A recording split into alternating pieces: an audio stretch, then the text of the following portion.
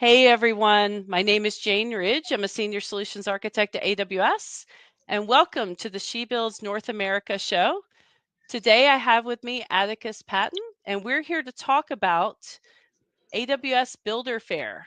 And specifically, we're going to look at some projects that we saw at the reInforce 2025 Builder Fair this year. But before we cut over to the projects and actually see them in action, Atticus, I'd like to give you a chance to just introduce yourself. And I know that you're a member of the AWS Builder Fair core team. I'd love to hear more about that. What is the Builder Fair? And, what do you do at AWS? Well, thanks, Jane, and thanks for taking some time to highlight Builders Fair. It's definitely been a passion of mine since I started here at AWS a little over 6 years ago. Um, I came in through the military apprenticeship program, and my first manager was the guy who actually created the Builders Fair. And he'd been running it for about 2 years. It was going into its third year. And he kind of noticed how, like, I helped with some of the other core or the other military apprentices when we were doing our capstones, and he liked the way that I kind of worked with people and to help them build and bring their projects to life. And so he asked me if I wanted to take that a little bit further and join the Builders Fair. And so I got to start on that in my first year here, and I've been able to stick with it since then. I always joke that it's been the most consistent thing in my AWS career. But for those of you who don't know what the Builders Fair is, it's basically like a science fair, but it's for AWS services, and it's built by solutions architects, ProServe. We've had a couple of CSMs.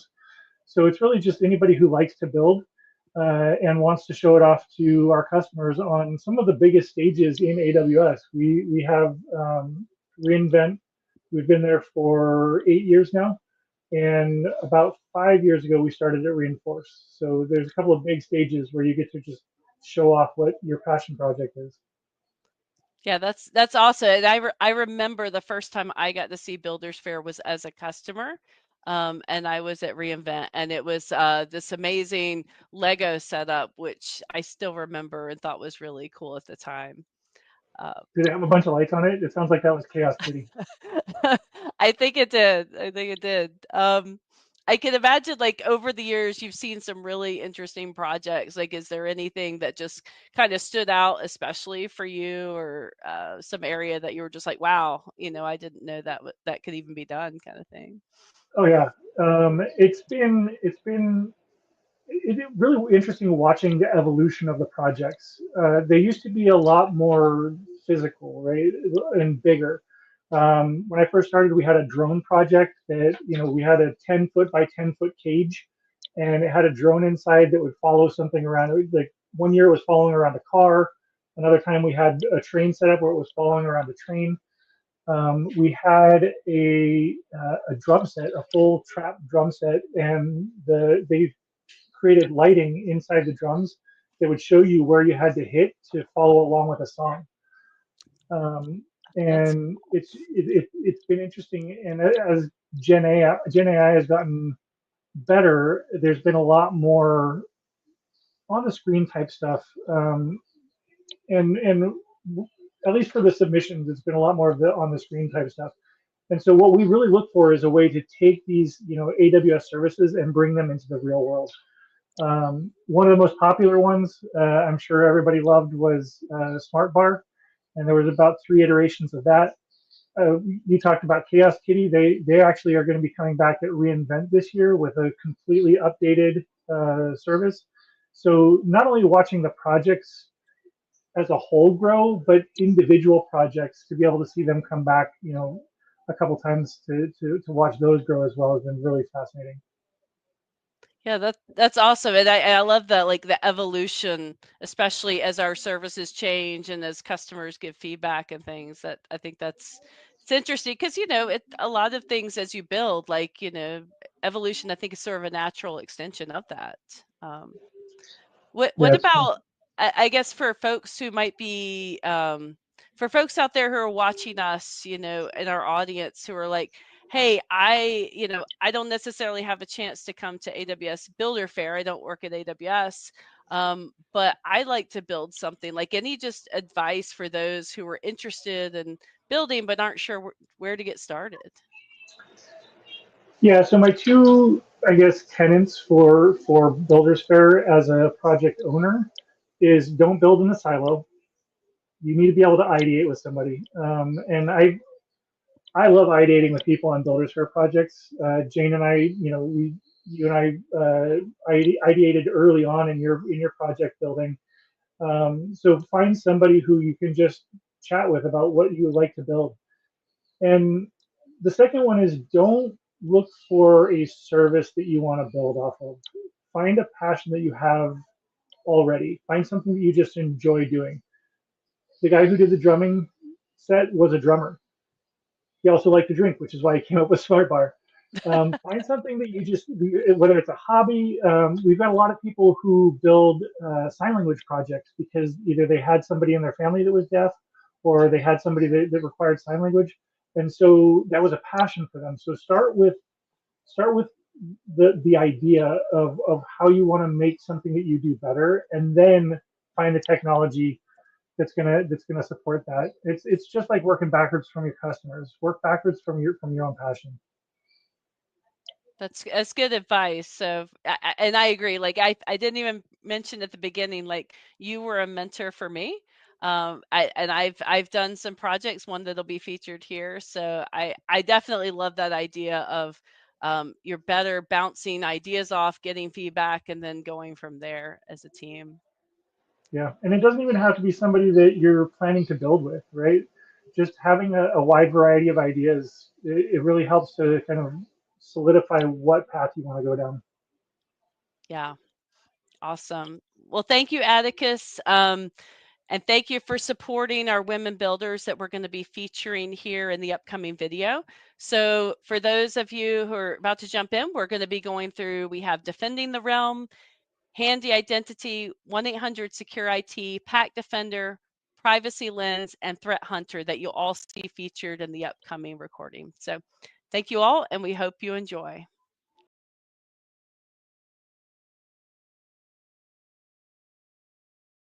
All right, welcome. We're at reInforce 2025 Builder Fair, and we are here with the Privacy Lens team. We have Karen and Isabelle, and we're going to hear more about their project. So please introduce yourself. Hi, my name is Karen. I am a solutions architect based in Montreal. Hey everyone, my name is Isabelle. I'm also a solutions architect based in Montreal, and I support customers both in French and in English. Awesome. So let's hear more about your project, please. Yes. Donc, parlant de français et l'anglais, on va faire un petit segment en français. Donc, notre projet en anglais s'appelle Privacy Lens, mais en français, lentille confidentielle. Donc, vous pouvez penser à, ces jours-ci, quand vous voulez partager des photos, des souvenirs avec vos amis ou vos collègues en ligne, qu'est-ce que vous faites? Vous publiez ça sur des médias sociaux, sur LinkedIn. Et notre projet, où est-ce que ça vient en jeu? Vous pouvez voir ça à l'IA générative qui rencontre les médias sociaux. Donc, qu'est-ce qui se passe avec notre projet? C'est qu'on amène la possibilité d'identifier s'il y a de l'information qui vous identifie personnellement sur vos photos et de voir c'est où exactement sur la photo et pouvoir corriger l'image pour masquer l'information pour que vous puissiez publier en ligne de façon sécuritaire. Parfait. Donc, ça, c'est buildé en entier sur AWS? Oui, donc on utilise une série de services sur AWS pour pouvoir stocker les images et pouvoir utiliser des modèles d'IA pour pouvoir identifier l'information. Super. On va être capable de voir l'architecture un peu plus tard avec Karen? Oui, avec ma collègue Karen, on va pouvoir voir un peu plus en détail qu'est-ce qui se passe dans l'architecture. Donc, un concept qu'on voulait garder en tête avec notre projet, c'est de garder l'information accessible. Donc, au courant de notre projet, vous pouvez voir qu'est-ce qui se passe en arrière-plan de façon compréhensible pour que vous puissiez comprendre les étapes, qu'est-ce qui se passe tout au fur et à mesure qu'on processe les images. Super, OK. Alors, si tu voudrais nous montrer à quoi ça ressemble en ce moment, de l'application? Oui, donc dans le fond, la première étape qui se passe, c'est qu'on va prendre une photo avec la tablette et ça, ensuite, ça va être uploadé sur un bucket S3. Et ensuite, de ce bucket-là S3, c'est là que notre solution va piger l'image pour continuer le processus. Donc, en premier, je prends une photo de ma collègue avec une carte d'identité qui, normalement, ne devrait pas être publiée en ligne. belle carte de crédit, c'est ça? Oui. Et ensuite, on a une solution où est-ce que je vais juste sélectionner l'image. OK. Et ensuite, on va le voir dans S3. Donc, on simule le processus de la personne qui vient d'uploader son image Oui, vers exactement. l'application. On a juste rendu la solution un peu plus simple pour La démonstration. la démonstration. Parfait. Alright, donc l'image devrait être dans S3. On va aller voir de l'autre côté. Donc, une fois qu'on a pris la photo, ça nous mène dans l'architecture. Ici, on peut voir la séquence. Je vais vous montrer un peu au niveau qu'est-ce qui se passe. Donc, au début, on commence dans le bucket S3 où est-ce que les images qu'on vient de prendre vont se retrouver. La séquence qui se passe après, c'est qu'on enchaîne des modèles IA, une après l'autre, parce qu'on utilise les forces de chaque modèle pour aider dans notre solution. Donc, en premier, on va commencer avec le modèle Amazon Novelite dans Amazon Bedrock, juste pour commencer pour identifier s'il y a de l'information qui t'identifie personnellement. Super. Oui? Est-ce qu'on est capable de le voir de voir notre image maintenant qu'on l'a vu sur S3? Oui, absolument. Donc, à chaque étape, on va pouvoir voir ça dans le front-end, qu'est-ce qui se passe. OK. Donc, au début, on va commencer par publier l'image qu'on vient de prendre, comme ma collègue Karen va sélectionner. Super. Donc, voilà. Ici, on peut voir qu'il y a de l'information personnelle qui vous identifie. Donc, the woman is holding a card that appears to be an employee badge or access card. Uh-oh. Ouais. Donc, en effet, cette information-là vient de Novelite directement. Donc, en ce moment, on a passé de S3, puis lors du post, on a fait de Novelite. Oui. Et ce qu'on voit maintenant... Donc, ici, à l'étape, on se retrouve à l'étape avec Amazon SageMaker, où est-ce qu'on utilise le modèle SAM. Et on utilise ce service-ci puisqu'on veut, on veut pouvoir identifier dans quelle section de l'image qu'il y a de l'information personnelle. Donc, on fait ça en déconstruisant l'image dans une série de masques. Okay. Donc, ça ressemble un peu à, tu sais, quand tu fais de la peinture avec toutes les sélections de numéros, là, oui. Même affaire.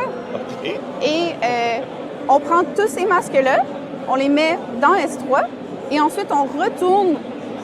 Donc, on serait rendu jusqu'ici maintenant, oui. C'est ça? Donc, okay. Selon, on est de retour dans S3.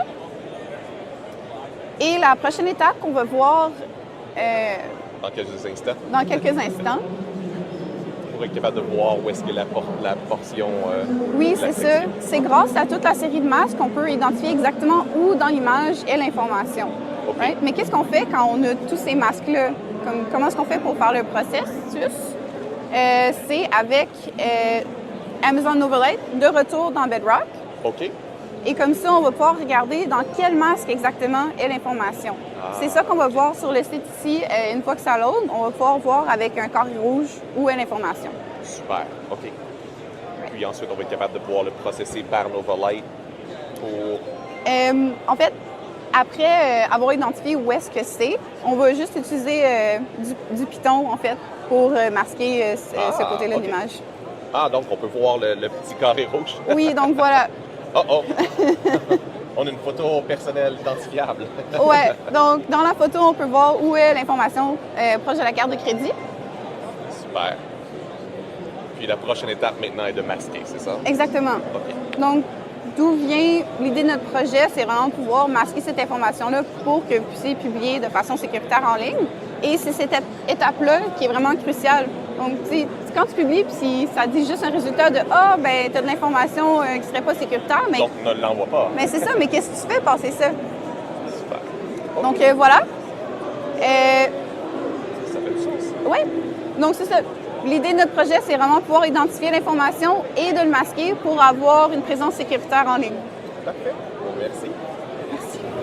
All right, so we're here with Fabrianne. You have helped build Threat Hunter 360. Can you talk to us, like, what does this do? How does it work? Yeah, sure. Threat Hunter 360 is an immersive virtual reality security game.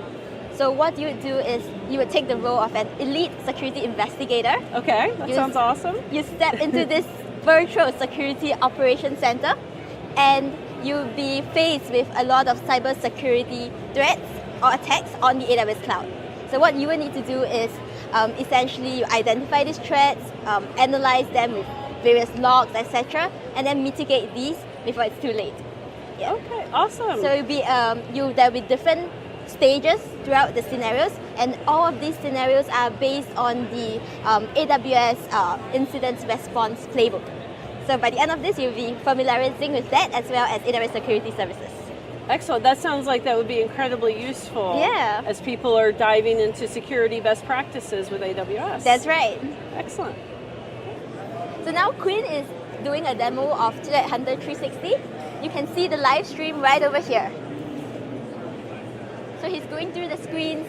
There's easy and hard mode to choose from, and there will be progressive stages. So stage 1, identify the threats. Now he'll look through all the different dashboards to see what are the HTTP 502 errors, what are the requests per second, the spiking requests per second, high CPU usage. And from there, he would make an informed decision on what to do first. So didn't get quite right this time. Now analyzing CloudWatch logs is the right way to do. And we'll go through all these different stages before finally mitigating the cybersecurity attack, which in this case is the distributed denial of service attack. Okay, so walk us through the architecture, because this looks amazing. I'd love to understand like how you put it together. Yeah, sure. So we built this entire game using purely JavaScript. So traditionally, you would require game engines like Unity or Unreal, but instead this is purely using JavaScript, so it's served through the web browser. You can see the front end over here. We have stored the static assets, the 3D static assets, etc. on Amazon S3, distributed globally via Amazon CloudFront. So now people can just type in the CloudFront link in the web browser and they'll be able to access it. So whether it's on the Meta Quest 3 or Apple Vision Pro or other VR devices, they'll be able to play our game. And then for the build pipeline also, we use GitLab for source control, an automated build pipeline using GitLab runners also. Then moving on to the back end, for the game, we have also a Gen AI assistant. So this is essentially the Gen AI assistant back end. We are using Amazon Novasonic, powered by Bedrock. So Novasonic is our speech-to-speech AI model, which allows you to do real-time communications. Yeah, so we use WebSocket bidirectional streaming for this, and we have containerized this Python WebSocket backend running on ECS and Fargate. So you can also do things like knowledge-based lookups, customer lookups, chat history, or tool use also.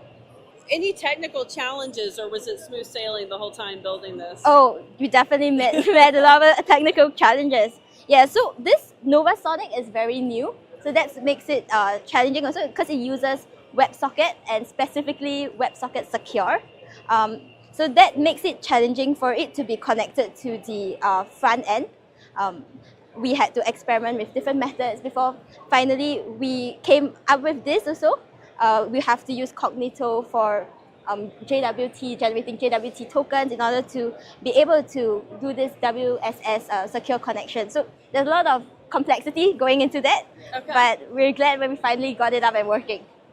Yeah. Well, congratulations. Thank you. Did a you. great job. Thank you. Okay, so I'm here with Shirin and Christine, who have built 1-800 Secure IT. So tell me how this works. This looks really interesting. I see like some phones and everything. What's going on here? Yeah, so we built an AI-powered call agent. So the idea is like you're dialing an expert, right? So that's cool. We decided to build an agent that would create architecture diagrams based on the transcript that gets generated based on like when you're talking to that agent. That's amazing. So okay. I think what really what really inspired us was we're both solutions architects at AWS. We understand, not everyone that we talk to is super familiar with AWS services and products. Sometimes they need more guidance and recommendations. So this chat agent kind of walks through some of those as well as, generating the diagrams. So hopefully it's like a good learning experience as well for the users. Yeah, it picks like the right AWS service, tells you the reason like why it prefers this service over others. And also adds like security recommendations, scalability, performance recommendations, all the well-architected framework pillars. So yeah, you don't have to read the docs and figure out it yourself. You can just ask the assistant. It sounds really amazing, like a huge unlock for people who are wanting to build, but maybe are still trying to learn about what those services mean or how to put those pieces together. Yeah. That's awesome. Well, I'd love to see it in action. Maybe we can take a look. Of course. So Okay. it works just like a phone conversation. So you can start once you're ready. Have a scenario in mind. Okay. It can be as specific or as high level as you want. And then when you're ready, you can just click start speaking and then just say hello. Hello. Yes, I'd like to build a 3-tier web application, and I'd like to make sure that it is built in AWS and is secure. Let's go with an e-commerce site. Yes, shopping cart, payment processing, and user authentication. If you can help suggest options. Yes, create the diagram. Okay, here we go.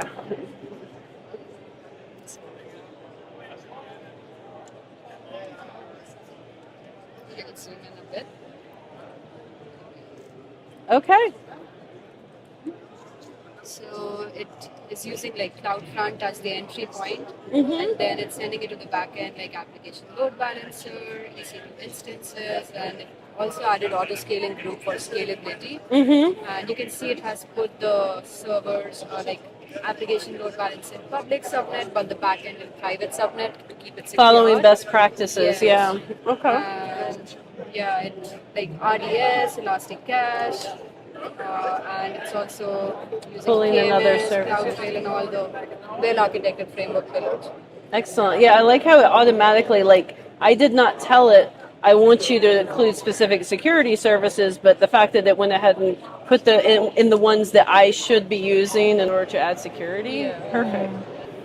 Yeah, so the front, you are conversing with Nova Sonic. Okay. And that is like asking you questions, giving you recommendations. And once you say generate architecture diagram, then the front end sends the whole transcripts to Amazon Bedrock Prod 3.7 Sonnet model. Okay. And we have prompted it to generate the architecture and also add security recommendations. So it generates that and sends it back to the user. Excellent.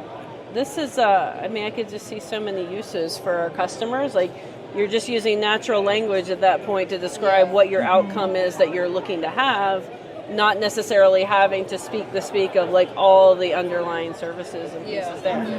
And the best part is you can talk to it in any language. Oh, really? It So it's understands. multi-language? Yeah. Oh, that's wonderful. Like, what other languages have you tested it with? We tried Japanese, Hindi, and it worked. It worked perfectly. Yeah. Oh, that's a huge unlock. Awesome. Excellent job. Thank you. All right, I'm here with Paige and Lillian. You all have helped develop Pac Defender. Okay, so tell me about what is Pac Defender and what inspired you to build this? Yeah, absolutely. Sorry. So Pac Defender is a gamified version of the retro favorite game Pac-Man. The goal is that the maze represents your AWS environment, and the goal is to collect the AWS security services so that you can secure your environment from the threats that are represented by the ghosts. So the player is able to control the robot using the controller, and then we use a camera to track the location of the robot to map that back to the Pac-Man game, which is projected using the projector behind us. Excellent. So let's see it in action. This sounds really cool. Yeah. I like old school video games, so this calls to my heart. Like, I'd love to see Yeah. Lillian can show us. I got you. Okay. Here we go. So All right. So this is Pac-Man. Pac Defender. Here he goes. And when we turn on the game, you'll see that the game is projected onto the board. So as I'm controlling Pac Defender, he is moving around according to my controls. And he's on a mission to collect security services. So he's going to go grab this one over here, and he turned on AWS Shield Advanced. That's awesome. So we got to learn about that service. Let's try and escape out of here before one of the network threat ghosts gets to us. Oh no. Oh, no. Oh, no. We ran into a ghost there. Yep, that's the game. That's so fun. Like, were there like any, like, what, I guess when you think about building something like this, like, were there any challenges that you had to overcome? Yeah, I would say the biggest challenge was definitely getting the projector in the reInforce setup, you know, there were issues with different lighting, different angles. We didn't have the exact tools that we had at the office, but we were still able to make it work and run. And what's been the feedback that you've gotten from people who have been playing this at the Builder Fair? Yeah, customers have really enjoyed that it's interactive and it's easy to pick up since it is based off the original Pac-Man game. So it's been fun to watch customers kind of go through the maze with the robot and learn about the security services. We've also been very curious about like the other applications for it, for projection mapping and interactive projecting. So we've had conversations with customers about taking this type of technology for like the education industry, for example, the healthcare industry, and different use cases for what we take the physical world and meet it with the digital world. Excellent. And on the back end, what AWS services are you utilizing? Yeah, so this is built, the game is built on AWS Amplify. Okay. And along the way, we had help from Q Developer, and we are using OpenCV on SageMaker. Excellent. Thank you. Thank you. Love the idea. I'm sure it's been amazing to see it come to life. It has. It's fun to see it in action. Yeah. Hi, Sonali. Hi. All right, so Handy Identity. Yes. Can you tell me about this? Like, what was the inspiration and why did you create this? Yeah. So Handy Identity demonstrates Amazon One, which is a contactless palm-based identity service. So the inspiration behind it was, I didn't know we had a contactless service at Amazon, but remember the COVID times? And then when you had to gain access, either you had to show your badge or you had to walk in or you had to do a retina scan. And then I was looking for it, and then I meet my partner here, Trevor, and he told me about Amazon One, and then I read more. It's a contactless palm-based identity service which has 6 nines of reliability because it combines your palm pattern and vein imagery. Okay, I had not heard of it before this, so this is great that you're getting the message out there. So, have you ever been to Whole Foods? We use it at Whole Foods. Okay. And also we use it internally at our data centers to make sure that you are who you are. It is very easy to trade your badge. Someone might hack it, but with your palm, it remains with you and you prove that you are who you are. Okay, sounds very Mission Impossible-esque, right? Okay, cool. Well, so can you talk us through, like, how does this work? I see a lot of sensors and stuff here. Yeah, so these are Amazon One devices that are there, and they would scan you have to scan your palm to play a trivia game. So let me start by scanning my palm and show it. Trevor, why is it not working? You need to enroll. We need to get your identity first. Oh, so my palm will not work with yours? Nope, it will know that you're not in the system, and it will know that Okay, so you have to pre-register to Yes. make sure you can get access. Yes. Okay. So can you go ahead and show the demo? Okay, so you were registered. So I'm already registered in the system, and I have an identity. So there it says right palm recognized, and then it's going to start. My identity is Sassy Raccoon. So in a minute, we'll see Sassy Raccoon show up on the side here. That's my fake identity, and then I can play the game. Okay, so you're using the palm and answering questions so that you can teach somebody about security. Yes, so we are teaching multiple security services. We have generated a trivia game with a version of Who Wants to Be a Millionaire. So you have option A, B, C, D, and we have our lifelines. I'm going to use a lifeline real quick so yeah, I don't you're time running out out. of time. I'm getting nervous. So with the lifelines, these are 3 lifelines where we are calling Amazon Q, Claude, and Amazon Nova. Amazon Nova is a state-of-the-art LLM model by Amazon. And there are 3 lifelines. What can you do in this world without Gen AI? So Gen AI is your friend in the trivia game. And we also used Nova Canvas to generate our fun characters. Okay, I love this. And like, have you had like people come up and talk about, hey, this may be somewhere they could use that, like in their business? So yeah, so this is the fun part about reInforce, where you meet people and they talk about state of the art of possible.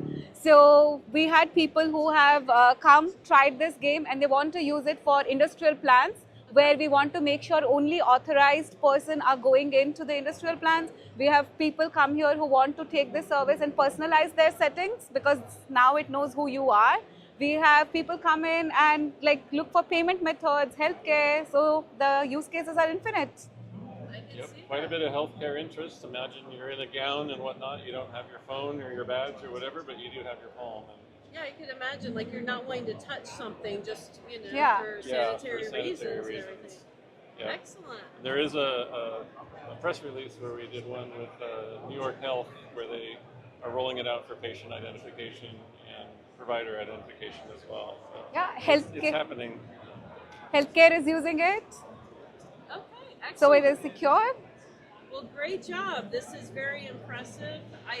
I got a chance to play it earlier. I had fun. So fun and learning is what Builders Fair is all about. Yeah, and you're competing for leaderboard.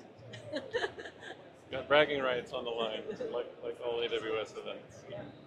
Thanks for stopping by. Thank you. Thank you.